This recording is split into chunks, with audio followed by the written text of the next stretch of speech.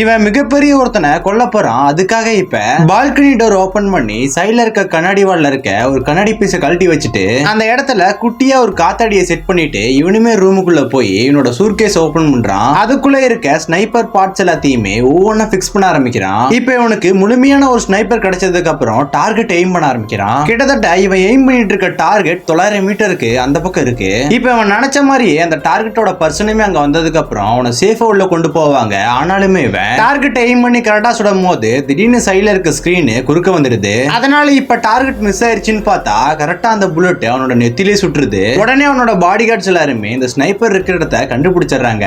ஆனா இவன் எந்த ஒரு பதட்டமுமே இல்லாம அந்த கன் எல்லாத்தையுமே சூட்கேஸ்குள்ள திரும்ப வச்சுக்கிட்டு இவனுமே கீழே இறங்கி போறான். அப்ப இவனுமே ஒரு கார்ல ஏறி அங்கிருந்து கிளம்பி போவான். அப்பதான் இவனை தேடி அங்க போலீஸ்மே வருவாங்க. ஆனா அவங்க கண்ணில் படாம அங்கிருந்து கிளம்பி போயிருவான். ஆனாலுமே யாருக்குமே டவுட் வரக்கூடாது அப்படின்னு சொல்லிட்டு அவனோட கார் இன்னொரு இடத்துல பார்க் பண்ணிட்டு வேற ஒரு கார் எடுத்துட்டு அங்கிருந்து கிளம்பி போவான். இப்ப போலீஸுமே இவனோட ரூமை கண்டுபிடிச்சு உள்ள வருவாங்க. பார்த்தா அவன் செட் பண்ண பாம்பு அங்க வெடிச்சிருது. அப்ப இவன் பார்க் பண்ண கார்லயுமே பாம்பு வச்சிருப்பான். அதுவுமே வெடிச்சிருது. இப்ப எந்த ஒரு தடயமுமே இல்லாம அங்கிருந்து தப்பிச்சு போயிருவான்.